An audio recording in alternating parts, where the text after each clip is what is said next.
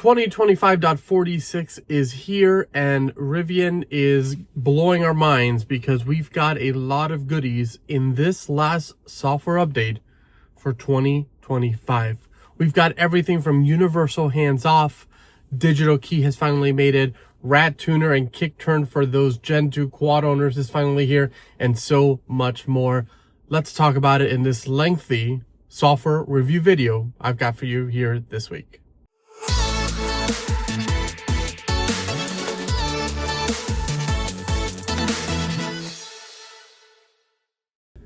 All right, y'all, this is a big one. And as always, I encourage you to check out the chapter markers below if you're watching this on YouTube, if there's something you don't want to watch.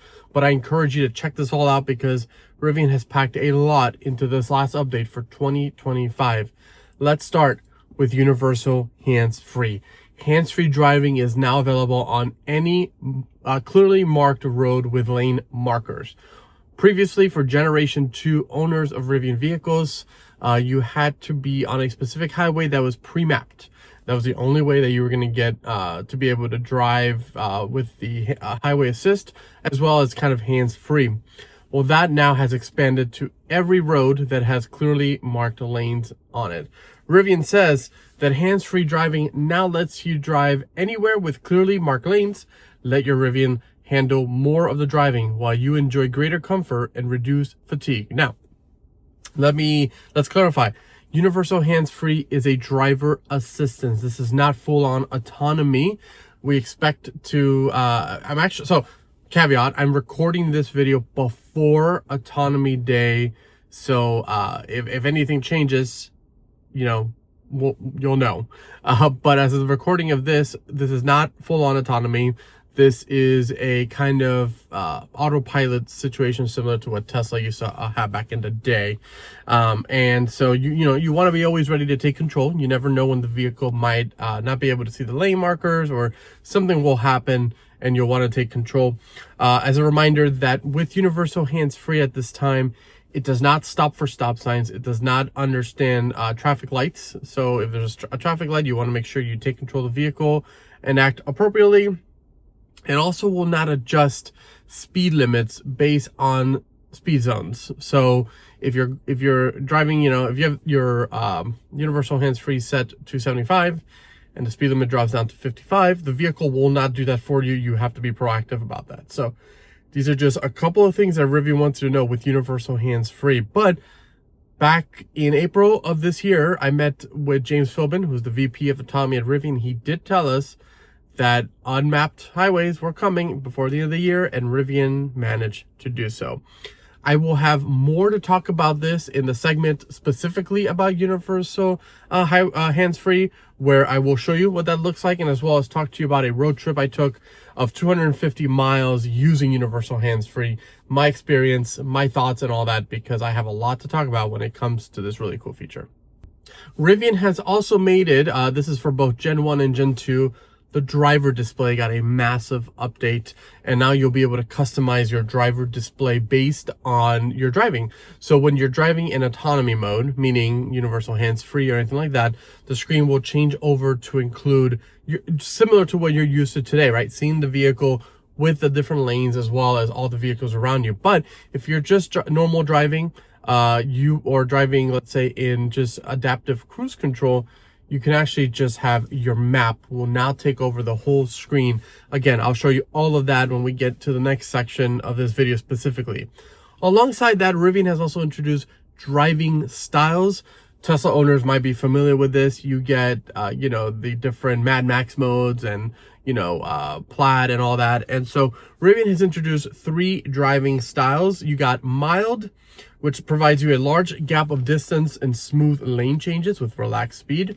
You got medium to manage cut-ins and accelerate with traffic flow. And then you got spicy. Spicy is for a dynamic drive with tighter gap distance, faster acceleration, and quicker steering during lane changes. I got to test out all of them, and I'll get to show you what that looks like. But definitely my favorite is spicy because it knows what it's doing. The vehicle, it takes control, right? It does a really good job.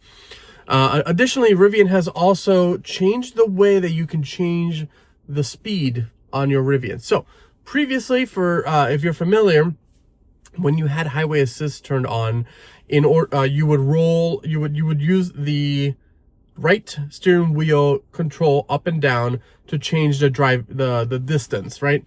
Well, that's been changed with this update. With this update, it's now very similar to how Tesla works, where you can flip up the little steering wheel, or the little roller wheel, and then with that, it will change the speed by 5. Or you can flip up for 5, and I'll show you all that in a second. Flip up for 5 or slide up slowly for increments of 1. That's really cool. And then, of course, we also have digital key. This is a big update. This utilizes ultra-wideband technology. This is specifically for Gen 2 owners only, as that technology only exists in the Gen 2 vehicles. I have had the chance to test out digital key for a few months now, and I have to say the improvement is substantial. I'm going to go ahead and go through the whole setup process of what that looks like with you, so you can set it up, as well as advantages and disadvantages of using ultra-wideband key. And then I'll also show you how you can share a key with somebody else, and all that good stuff, because there's a lot to talk about when it comes to digital key.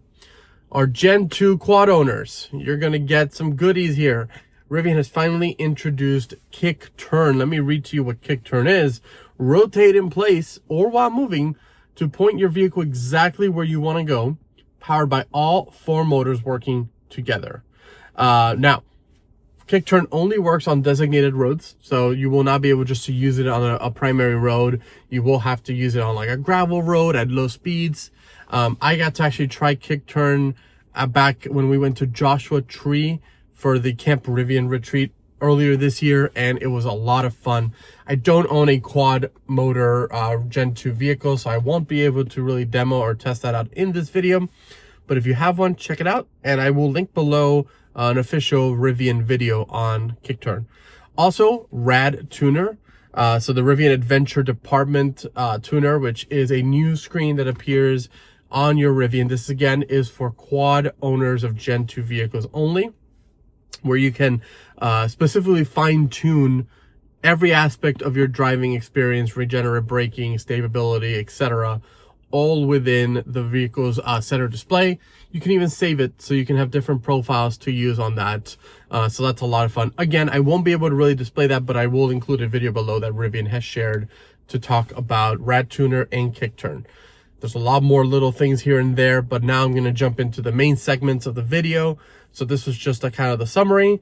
Let's get started. Again, if you want to skip through segments, don't forget the markers below, the chapter markers that I will link clearly, so you can get to the specific section that you want to watch. But as always, I encourage you to watch the whole video, because there'll be a lot of fun stuff to watch.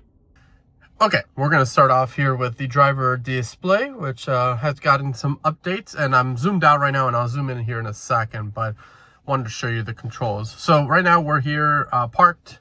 I'm going to switch into drive mode. This is your typical view that you're pretty much used to. You got your map or your settings here on the left-hand side, which you can adjust by pressing and holding these buttons here like this. We're pretty much used to that, right? Nothing has really changed with that. Minor UI changes, right? The font's got a little bit bigger at the bottom. There's some new shadows and all that. Just some graphical changes, but what's really exciting is if you press this scroll button now here, you get this new menu. You can scroll between maps and navigation or autonomy. So by default, this is autonomy. But if I switch to maps and navigation and then press, boom, now you've got a full-on map view of the whole screen. You still have the little window on the left-hand side there, but of course now you no longer have the option to have the map there, because there's no need to have 2 maps. That seems redundant. So you can have your music, you can have your efficiency, whatever. But now here you've got your maps, right? And you can do, again, press and hold. Press here again to go back to autonomy by pressing and clicking, and you're back to that. And then your little window switches back to your maps. Press again, boom, maps and navigation. So that's really cool. What's really cool here is if I come over here to the main menu and let's say I want to go to, let's say we want to go to Costco, one of my favorite places to go. I'm just going to type that in. I know you can't really see over here, but I'm going to show you what this looks like. And I hit go.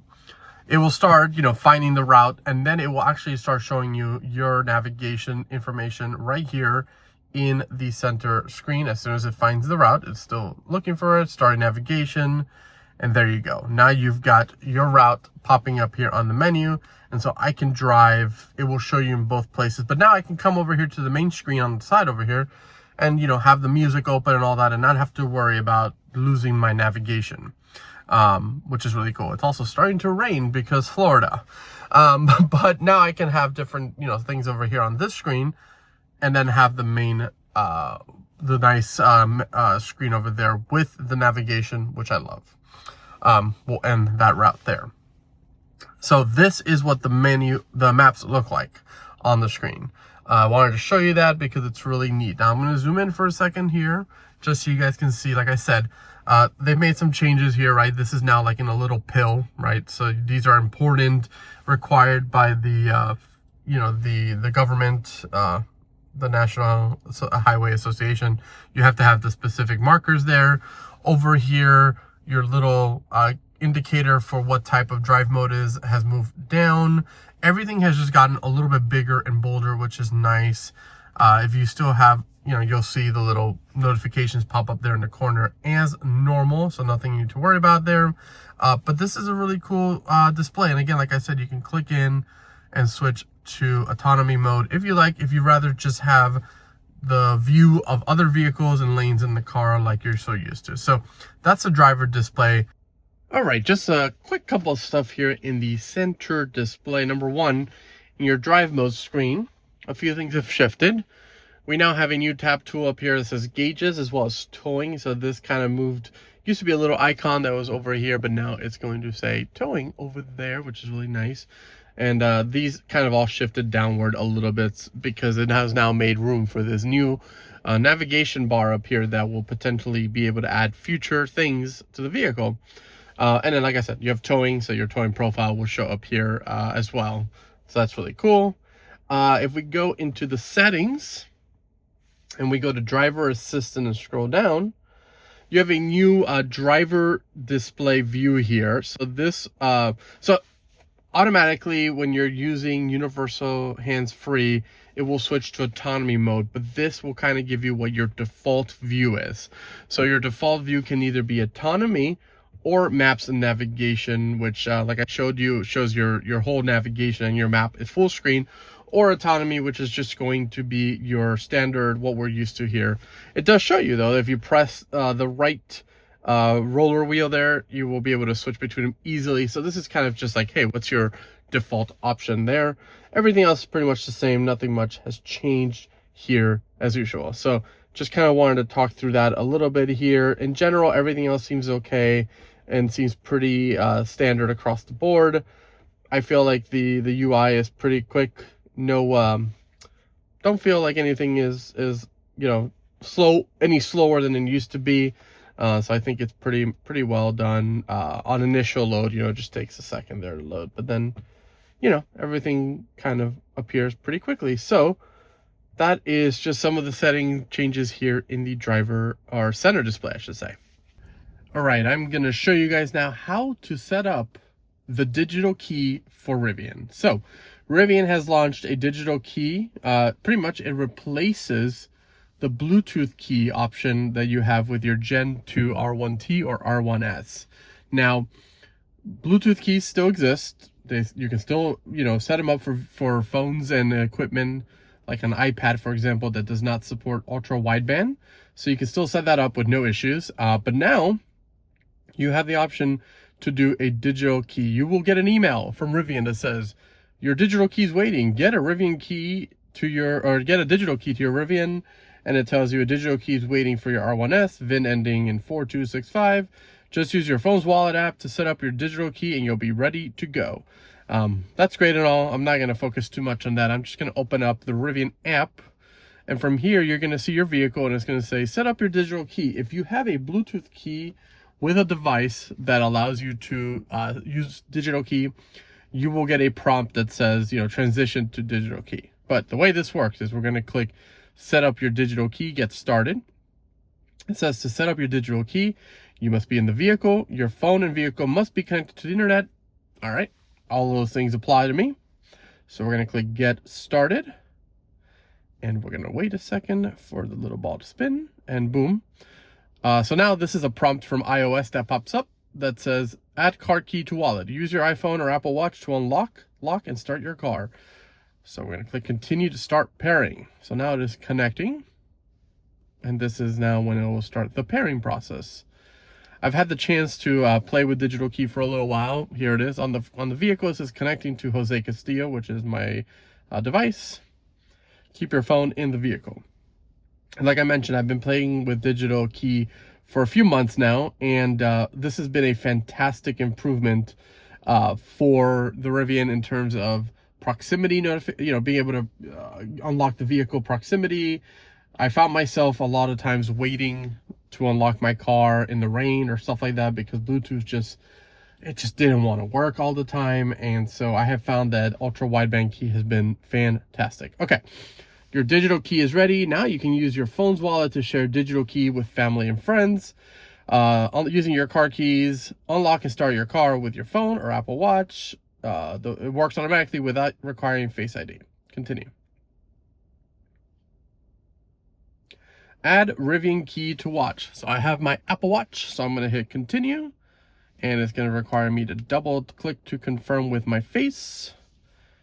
And so now I will add it to the watch. Now this is great because this now means that I can use my key, Apple key, digital key, with my watch. So if I don't have my phone with me for some reason, I can still drive my vehicle, unlock it, start it with my watch. This is not a watch app. That will be coming later. This is just the ability to use your Apple key or your digital key in your Apple Watch. It exists in your wallet. So just like how you would pay for, coffee with your Apple Watch at any place that uses tap to pay, it would be the same thing with your watch. Get more remote control. We need access to your digital key so you control your vehicle from the mobile app. So I'll hit continue and it's going to say allowing access. And now it says you're all set. It may take a minute for remote controls to be ready. In the meantime, you can use your wallet app to share digital key with others. Got it.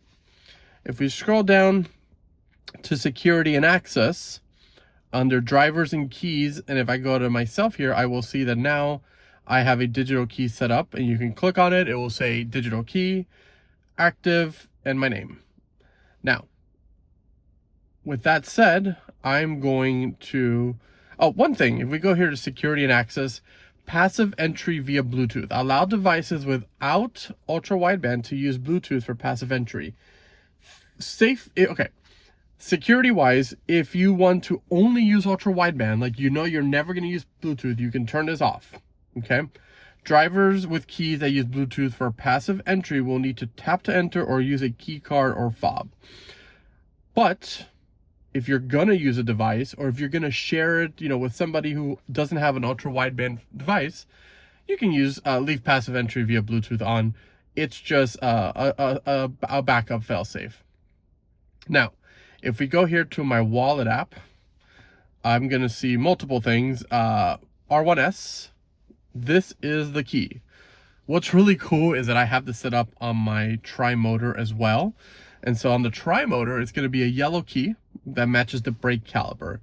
If you have a quad, it's going to be a teal Laguna Beach blue key. If you have a dune, it will be a dune colored key. And if you have a dual, it's going to be a white key. Now from here, I can tap this to unlock the car.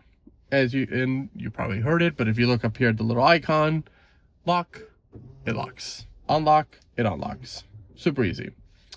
You can also hit the little info icon to see the information. So key issuer is Rivian. Passive entry is enabled. So lock, unlock, and start your car when your iPhone is nearby. Privileges, unlock and drive. Okay, that's pretty much default. You can remove the car key if you like. Next, I want to talk about sharing. You can share it. So if I click on the little share icon here, I can go to messages, and then I can share this with someone, so I can give them privileges. So if I want to give them the permission to unlock and drive my vehicle, I can do that. I can also set an activation code. This is a one-time code that I can give the person to ensure that only they have access. If I do that, it will generate a random code, and then they have to make sure to... So I'm pretty much saying, hey, Ashley, my wife, I'm giving you this thing. Make sure you put this code in. Otherwise, you can continue and hit share. It's going to confirm, hey, do you want to share this with her? I'm using her phone to record, so I won't be able to show you that part, but she'll be able to accept, and that's it. And now I can look up here at the shared keys, and it will show me everybody that I've shared this with. So you can see it says invitation pending, but as soon as she gets it and accepts it, she'll be able to approve it. Boom, that's it. That is the Apple Key. Now, if I go into my Watch app as well, because I want to show you what that looks like, watch. If I go down to the wallet, which there it is, wallet, Apple Pay, we can see here that the Rivian R1S is in here. So I have my T and my R1S already added into my phone watch, or Watch app. So if I come over here on my watch and double click this sidebar here, I can go down and find my R1S key. There's the T, there's the S. So now I can use this to unlock. So car unlocking, or I can lock it as well. So it's really, really cool. And there's no app required there. It's all pretty much straightforward. Now if we go back here to the Rivian app, you will, if you go to keys, Jose, you will see that my watch is there. My key card is there, which you always want to have, and then my phone. And then once my wife accepts it, it will pop up here as well. So she'll have the option to see key and all that. So that's really cool.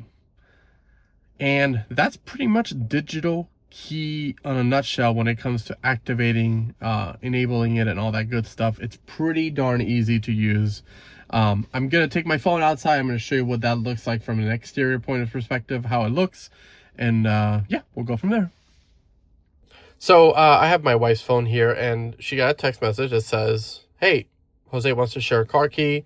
I'm going to add car key now. And this will now add it to her phone as well. And I'll show you what that looks like in there in a second. But pretty much now I'm sharing my key with her. And the only reason is because I am the owner of the vehicle. So if she was the owner, she would share it with me. And there you go. Hit continue, and boom, there's the car key now. And it gives you the option to unlock. Now, as a driver, she does not have the option to share this, right? Only I can share, but she can remove it if she doesn't want it anymore. But as you can see, there is no share icon on the top there. It's just, that's it. That's all it is. Okay, I want to show you what this looks like. I'm just exiting my garage here. I'm going to the car. Instant unlock. The watch notified me and pinged me that passive unlock worked. And I'm in, right? Look how easy that was. Now, if you have unlock turned off at home because you don't want it to unlock, all you gotta do is come up to the door, tap the little indentation, and the car will unlock really quickly. And no different than if you walk away, it will lock by itself. Boom. Super easy. I have found that the digital key has been so much more reactive to me getting close to the vehicle without having to worry about any nonsense. So 10 out of 10 on digital key. Okay, so welcome to the universal hands-free demo here that we're going to be doing, where I'm going to kind of show you how universal hands-free works. This will probably be a little bit of a longer segment, because I'm going to kind of take you through a couple of scenarios, and just so you can see what universal hands-free works with and what it doesn't. Really, the way I see it is that it's kind of a, it's still enhanced highway assist with just a little bit more freedom. And I've gotten to use it now for a little bit on different, roads and scenarios and all that. And I've seen where it does well. I've seen where it kind of fails. It is not full self-driving by any means. Obviously, Rivian has made that clear.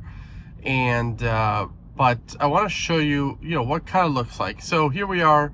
This is a road that is pretty you know, clearly marked here, but back there wasn't. There's cones. We see the little icon here popped up.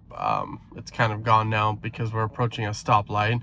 And so I haven't enabled anything yet. We're gonna go ahead, once we get through this light here, we'll go ahead and enable it. And I'll show you what that looks like and how it functions on kind of these local roads. And then we'll go on the highway. And then, you know, we'll kind of take a little bit of a kind of a round trip back to, you know, my area here where I live in Orlando. But I'll be able to kind of show you, you know, what to expect. And,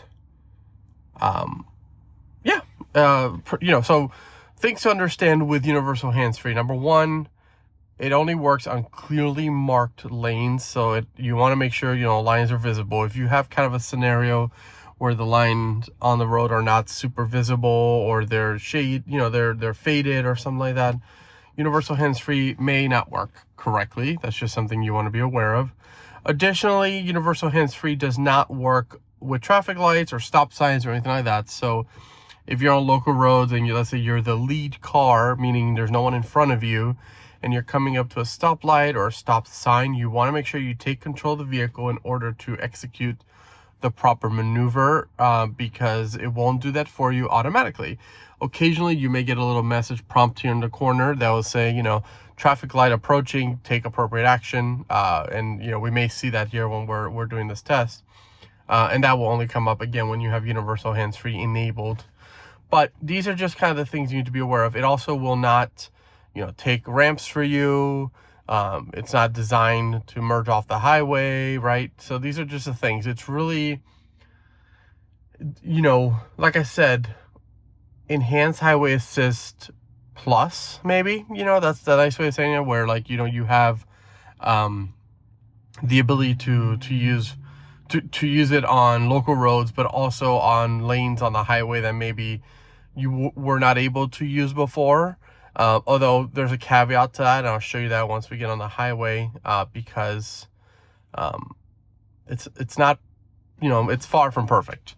So, but anyways, we are going to start here. We are here on this local road. This is a divided road here. So we get the little highway assist or universal hands-free icon. So I'm going to go ahead and toggle that.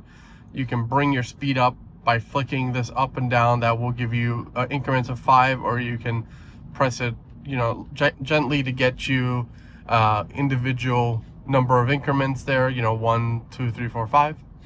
So here we are driving. As you see, the view changed automatically to autonomy view to show your surrounding traffic. Now, here's something. This is a road. There are clearly marked lanes, as you can see that. If I put my turn signal on, it zooms out, but it gives me a red line, meaning it will not move the car over to me automatically. So I have to take control of the car to manually move it over to the lane. And then once I'm in the lane, it will re-engage universal hands-free. That is something I noticed.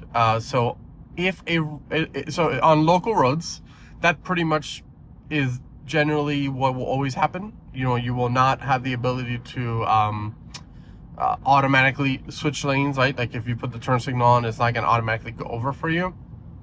And on highways, if you're driving and let's say you know, it's a relatively new lane that maybe was added to your highway, and I'll show you that when we get on the highway because there's been a lot of construction and traffic here, so I'll show you what that kind of looks like. But and this is, by the way, raw, unedited. I'm showing you what it looks like, what it feels like to drive. So here we have a light coming up. It's yellow, and I'm going to take control and stop because the car would not stop for me, and that is not something that universal hands-free does today. So right now we kind of took manual control of that in order to get the car to stop. But back to what I was saying, if you're on a highway or a local road and there are you know, lanes that were newly added to it and maybe not there before, or you know, something like that, those lanes will appear and they'll be there, but they will not let you do an automatic lane change. And I'll show you that. I'll give you an example once we're on the road. And I'll also show you, once we get on the highway, the 3 different drive modes. We have mild, we have medium, we have spicy.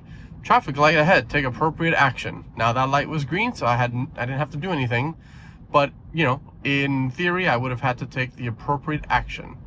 We're coming up here to a light, but the adaptive cruise control radar will do everything for me, so I don't have to do anything.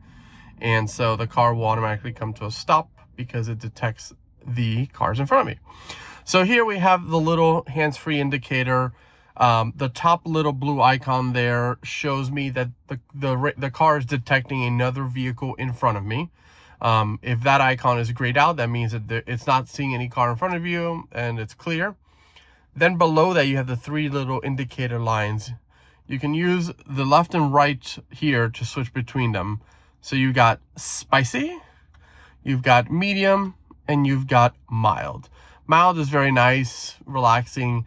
It's going to keep a distance, right? A nice distance from the car. When you initiate a lane change, it's going to be very, you know, smooth and relaxed. Medium is kind of a more dynamic approach to it. So a little bit closer to the car in front of you. Lane changes happen just a little bit faster. And then you've got my favorite, which is spicy. Spicy will keep a very close distance to the car in front of you. It's still safe distance, but close enough. And it will also execute lane changes much faster. But it will also speed the car up above your preset speed limit here, indicated here, to get you over to that lane as necessary. So spicy is definitely my favorite mode to drive in. Think of it as a Mad Max on Tesla, but not as, like, you know, intense.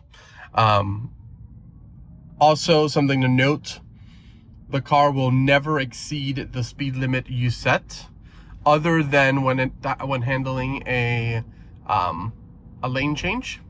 So what I mean by that is if you have spicy set up and the lane change and the traffic, you know, is moving slower or faster, the car will speed up. So here we're going to approach a on-ramp to get on the highway. I do have to disable universal hands-free in order to happily get on this highway because, again, not something that the car will do for you today. But we'll get on the highway here and I'll show you exactly what happens next. My wife is asking if I want any coffee, and yes, I do want coffee. So we'll get up here on the highway. This is a very dangerous intersection here. There's no traffic light, and in the late when there's traffic, this intersection gets very dangerous. So we're merging on here to 429, which is a highway here in Central Florida.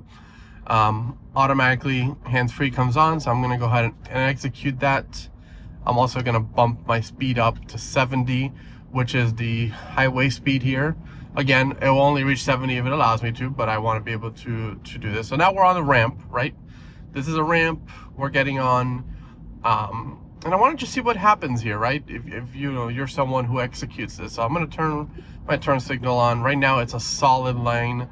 So it's not going to merge over until it finds it clearing. And what's going to happen? It merged beautifully over. Left the turn signal on, so we'll turn that off. But I feel like the car kind of noticed the lanes were ending, and it did actually really well there, where it got you over. So we are now here on the highway. Typically in this part of the highway here, I've never had an issue with it. It is a little windy outside, so I apologize for the noise. So this part here has typically done really well in the past. It's just 2 lanes, nothing crazy. We're driving right now. Again, I have it set to spicy, so we're a little bit closer to the car in front of me.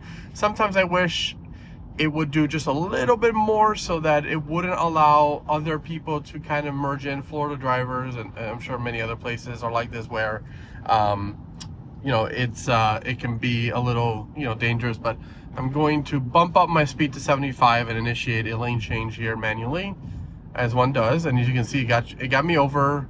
And what I've noticed is definitely Rivian shows a lot more data again in the driver display there, which is super cool. By the way, when you're in this mode, if you try to change this to the maps, it will not let you. It says unavailable when using universal hands-free, so you have to, you know, keep the autonomy view, which I think is perfectly fine. So here we are on the highway again. Everything is pretty good. Like I mentioned before, this is typical, behavior here. It's going to keep its distance. Again, I can switch between the different drive modes, but we'll keep it in spicy. A little bit up ahead here, we're going to enter an area where there's heavy construction going on. They're building a new on-ramp, off-ramp, stuff like that. And what I've noticed is when I had the old, what's it called? Enhanced highway assist, it would freak out a lot, right? Because the lanes had shifted over due to traffic and construction. So that was an issue. But trying with universal hands-free, it typically did handle better and do better. So we'll see what that looks like. I'm gonna move over to the right lane here, just to get out of the left lane. And again, nice shift over. And I'm gonna be shifting lanes a lot, mainly because I want to see how it does. I'm not doing it because this is, typical. I'm trying to see how well the car behaves. There's very light traffic now. There's not a lot of traffic in the hour here right now. So it's 11:30 in the morning. So a lot of this traffic is just Orlando traffic. So we're gonna be approaching here an area soon where construction is happening. Also, something else to note, speed limit. The vehicle will not change the speed limit for you. So I have it set to 75 right now. The speed limit in this area is 70. As we approach this construction zone, the speed limit will reduce, but the vehicle will not do anything with that information. So here we're coming into, as you can see, the lanes are starting to shift because of construction. There's barricades and barriers, but we're keeping in the lane. This is typically where enhanced highway assist before universal hands-free would have freaked out and wanted me to take over because it couldn't detect the lanes. But so far, so good in keeping with the lane. So that's good news. But yeah, so what I was talking about speed limit is, speed limits will change. It is your responsibility as a driver to ensure that you're following those speed limit changes, because it will not do it for you. So if the speed limit changes down to 55, it's not going to do it for you. You need to manually adjust that speed limit yourself, just as a word of warning to those curious. So we'll continue here on out, uneventful, which is exciting. This person should probably turn their turn signal off. They left it on. Yep, as you can see here, lanes shifting. But it did well. And soon all of these lanes will be open, and it will be a bigger highway. And in old enhanced highway assist, it would have, these lanes may take years to come on and actually be mapped, but I'll be able to actually utilize them, which is very exciting. So here we are in a little bit here, about maybe a mile or less. The road will open up and we'll add some additional lanes, and some of those lanes actually have not been mapped previously, meaning they added a new lane on the left side that was there, but it would never, highway assist would never work on it, even though it was a clearly marked lane and all that. So excited to see how that functions and how that works. We're gonna just, whoops, that person came over a little bit too close. As a reminder, you can always take control and kind of finagle yourself to an edge of the lane if you like. That is something that Rivian lets you do without disengaging universal hands-free. So if you're passing a truck that's too close to the left, you can take your hands and just kind of turn the hand a little bit to the left, and the car will shift itself in the lane. It doesn't do that automatically. It is something that you have to do on your own, but it is nice to be able to do that if you're passing an 18-wheeler or a car that potentially is just riding the edge of the line too close. Appreciate this truck for coming on over and slowing down the passing lane. All right, actually coming up here, we're gonna have an issue that I've encountered with universal hands-free, and maybe others have experienced this as well with enhanced highway assist. But there's a toll booth coming up now. Florida has gotten rid of cash toll booths.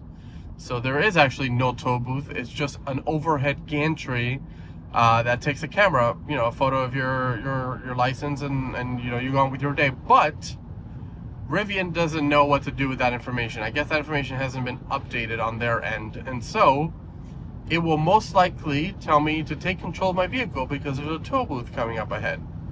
A couple of ways you can approach that. Number one, you take control of the vehicle.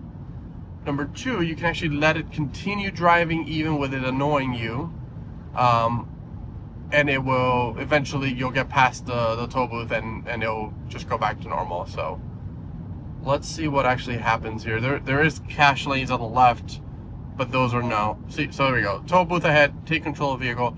I am not going to take control of the vehicle. I'm going to let it continue doing its thing. It will yell at me to take control of the vehicle. But as soon as we pass this gantry, it goes away. So we're back to universal hands-free. So you could do that. You can ignore it. It's up to you. Driver's choice.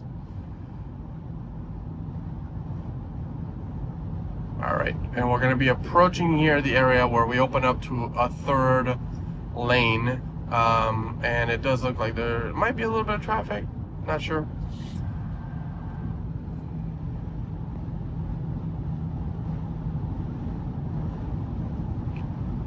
So here's where, yeah, they opened up an additional lane, and this left lane we're not going to come back that way. There's traffic.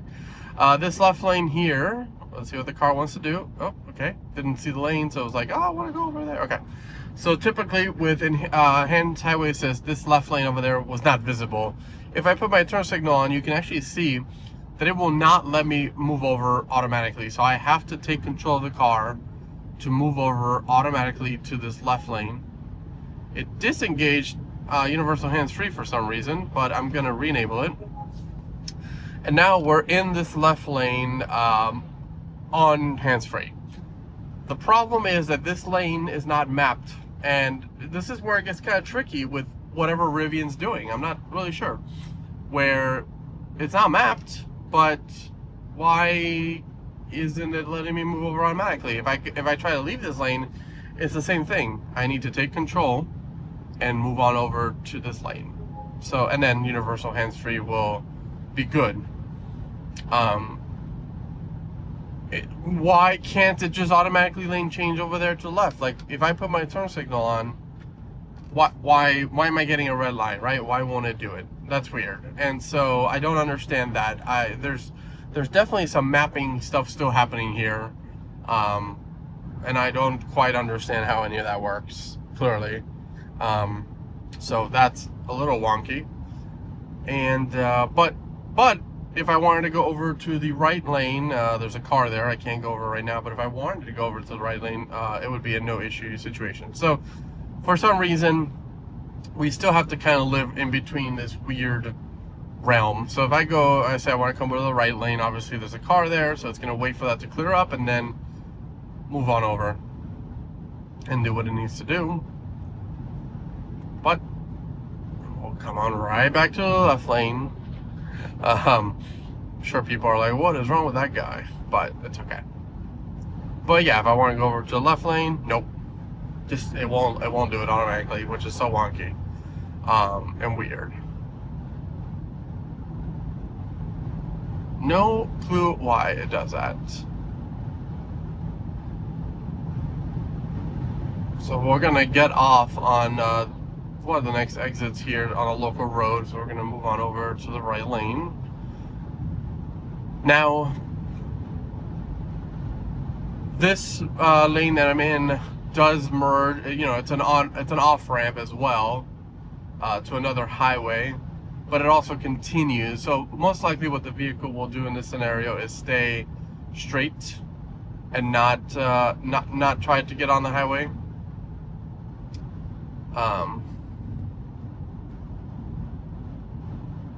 BMW drivers using their turn signal, very good job. And so yeah, so this, like I said, this lane goes straight and goes right. Most likely what it should do is stay towards the left, and which is what we want to do. And I'm curious what it will handle. Yep, okay, so yep, it stayed to the left, so it did what it should have done. But that just goes to show you that if you want to go on the ramp, you'll have to manually take control of that and do it yourself. So we're going to approach this exit here.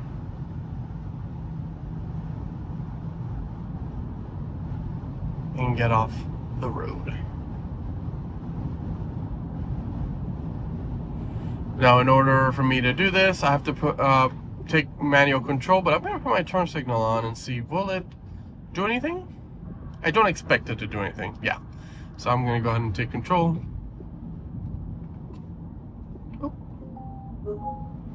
It does work with universal hands-free on the off-ramp, so to speak. But we're going to be approaching a light here, so I'm going to go ahead and see what it does. I want to go left. But, you know, I don't expect it to do much in this case. It's obviously not going to turn left for me at the light. This is not full self-driving or anything like that, so we're going to go ahead and toggle that off because I don't want it to do some weird things where it just goes straight and gets back on the highway.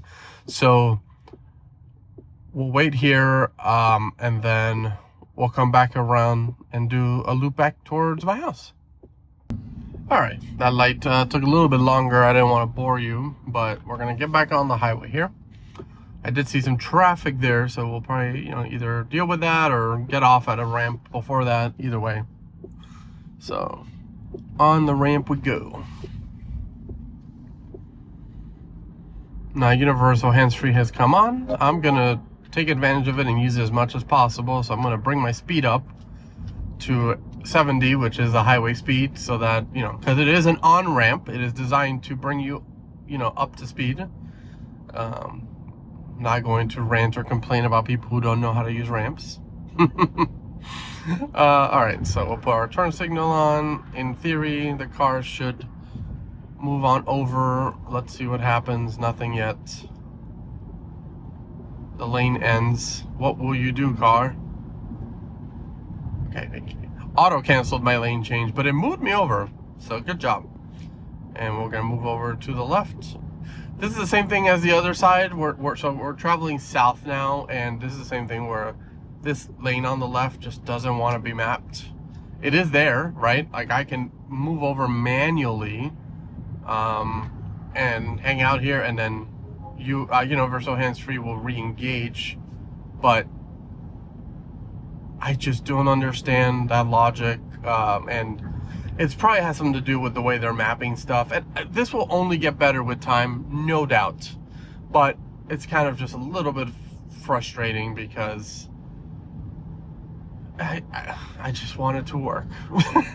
You know, but early stages, you know, again, I understand, I get it, I get where we're coming from here, so I'm not going to complain. I will try not to complain, at least, but I know a lot of you are going to have this issue and you're going to wonder why, what's happening. And that's just universal hands-free should work 99% of the time, but there's going to be a scenario where you're going to have a lane that may not work correctly. Right lane blocked 2 miles ahead, so that explains what we saw earlier. So we'll get some traffic, but it should be fine. It looks like it's a short amount of traffic, so I'm not too worried.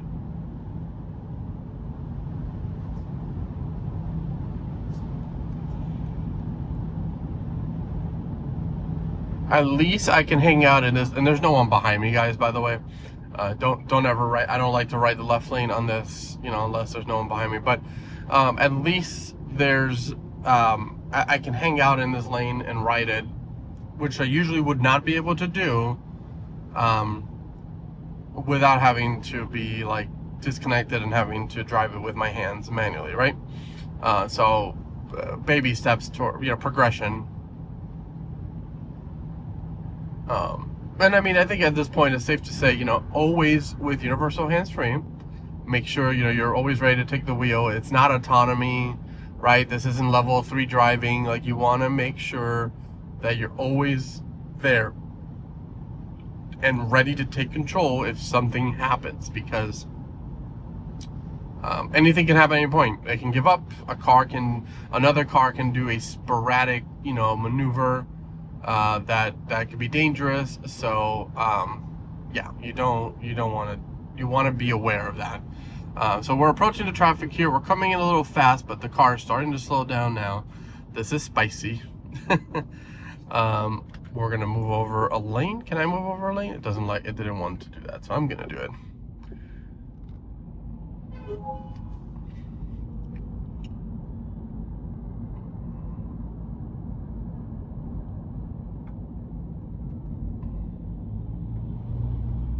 So as you can see, yeah, I mean, two of the 3 lanes are closed up ahead. Why build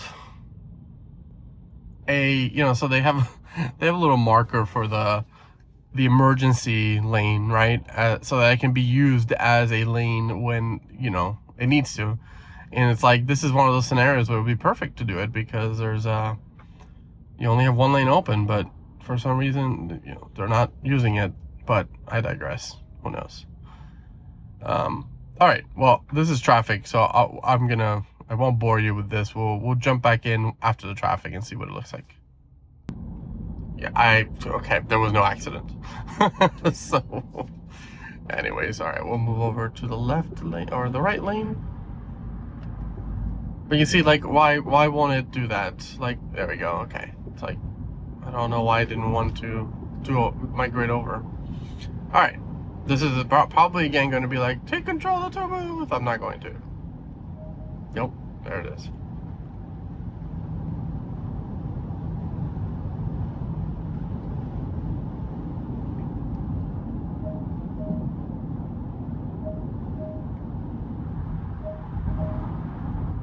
We did it. Right, so.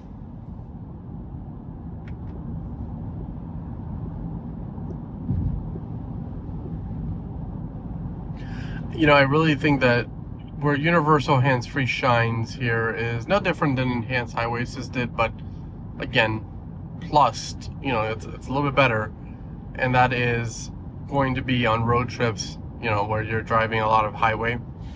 I personally do not think that there's a lot of benefit to using universal hands-free on local roads, city roads.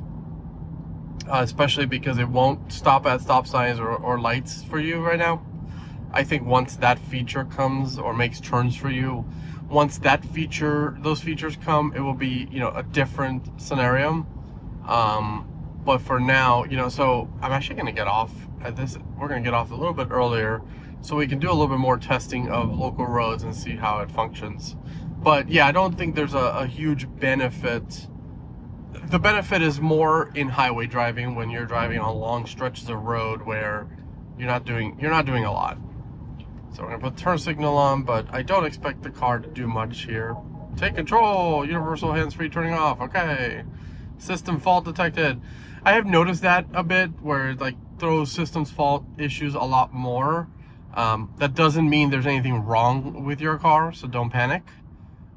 It just means that the system faulted, but it's back, right? Like we can use it again. So I not yeah, don't open a service ticket. So here we are. We'll turn, and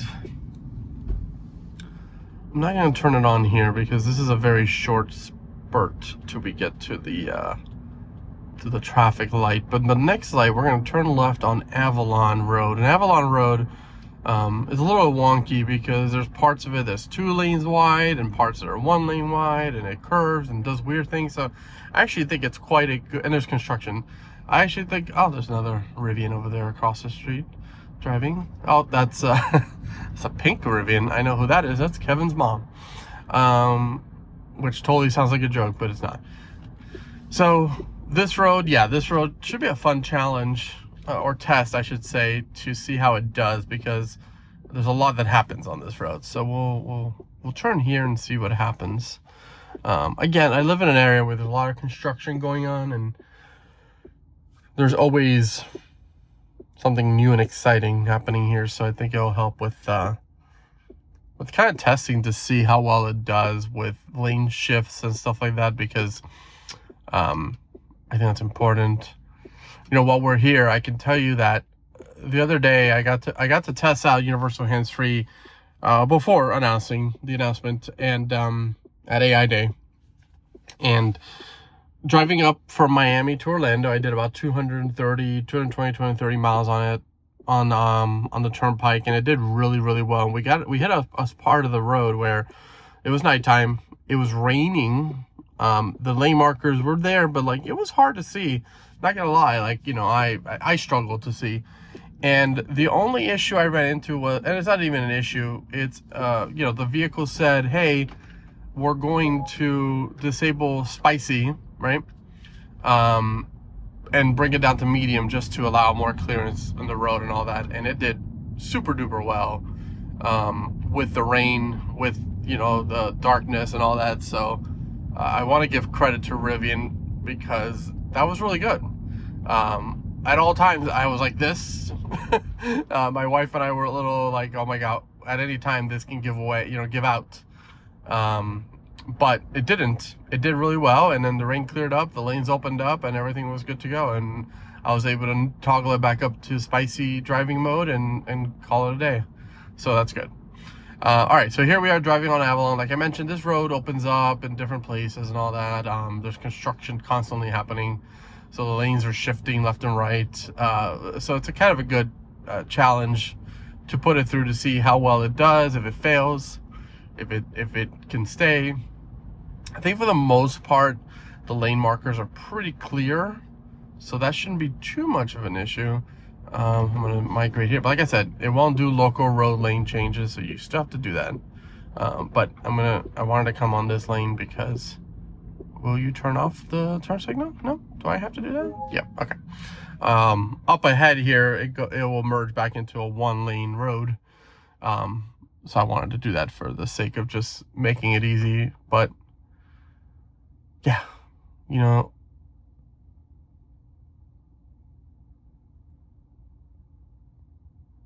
so we'll just wait at this light. Raw unedited footage. But I just want you guys to see what it looks like, right? What if there's an issue and there's an error, if there's a bug, I want you guys to experience it with me in real time. Because you guys are probably going to as well, and it's not perfect. So I feel like that's a combination, or I feel like it's better if we can all experience it together. Let's just say. So this next stretch here of Avalon Road has the most amount of construction happening right now. So it shall be interesting to see how it handles. First off, we got to merge here. The left lane ends, so they merge over. I don't like that it did that. Okay, so yeah, see, I canceled there because I did not feel comfortable with the fact that the car wanted, the person on the left side was going to merge over. The Rivian doesn't really see. Okay, so that's the weird part. It knows there's cars there, but like it's not going to slow down. It's like, I'm first. And so I did not feel comfortable there letting it, you know, cut off the car in front of me, the Maserati that was merging in, because it wasn't going to, and then that would have just led to an accident. So that's just, sometimes you got to be prepared to take over, because it will not register and understand what the other cars and other lanes are doing, other than when you have like a turn initiated and you're going to turn. So here we are. So just always be prepared to take over for that reason.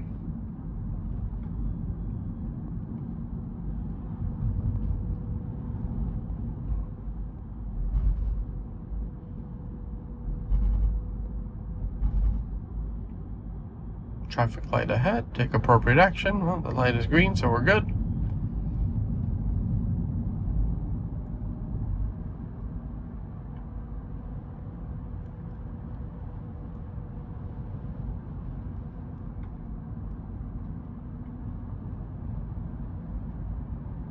Oh, where do you want to go, car?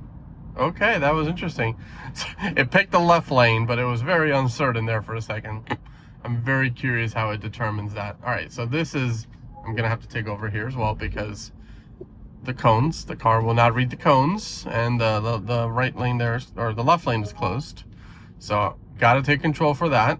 This is the, you know, the real world scenarios, right, that we're talking about, where things happen and you always got to be cautious and aware. So the car does not know that the left lane is closed in any way, shape, or form, because it may be able to read the cones, but it doesn't know what to do with the cone information. So we bring it over by it manually and take control, override it, and now hang out here as we continue.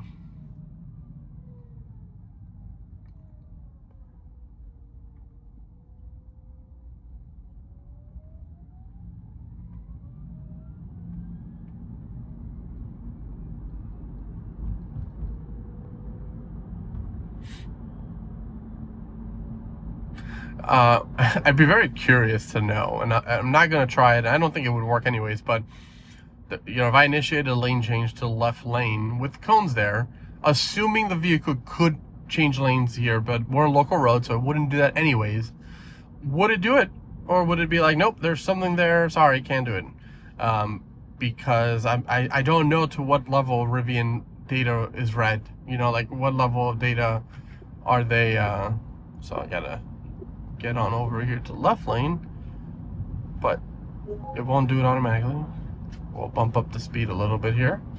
Yeah, I'm curious what would happen there, but that's a test for another day that is not in public roads, because I don't want to test running into 15 cones. And again, it probably wouldn't work anyways here because this is local roads and lane changes are not automatic. So this is kind of what we're talking about. Like, it's nice for little stretches of road like this, and but it's really also like, I don't see the huge benefit if you got to take control at stoplights and stop signs and to turn and all that. So like, you just gotta, you know, it may work for some, it may not work for others. So like, there's still benefits, and or there's still like disadvantages, right? I would not, for the video here I'm doing it, but like in typical fashion I probably wouldn't do it.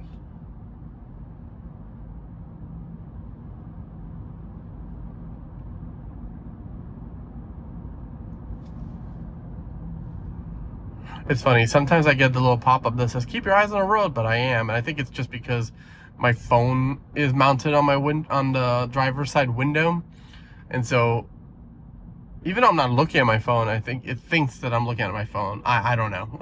I don't know how it determines that information, to like pop up with like, hey, please, you know, pay attention. I'm like, bro, I am paying attention. Sorry, small rant over. You get to hear me talking to myself and going crazy. And that's it. That is 2025.46. I say that's it, but that is a lot. This is a long video. There was a lot of things. And like I said, I recorded this before Autonomy Day. I know this is coming out after Autonomy Day. If anything else gets included or changed, I will pop myself in here. Maybe I was there, maybe I didn't. I don't know what I said. Future Jose will know. But I hope you guys enjoy this video. As always, don't forget to like, subscribe, leave a comment below. Are you excited? Does this fulfill your kind of need and requirements? How do you feel about this software update? There's a lot packed into it. I know that Rivian skipped out on the November software update, other than releasing a hot fix for Gen 2 owners. So really, I'm curious to know what your take is on this.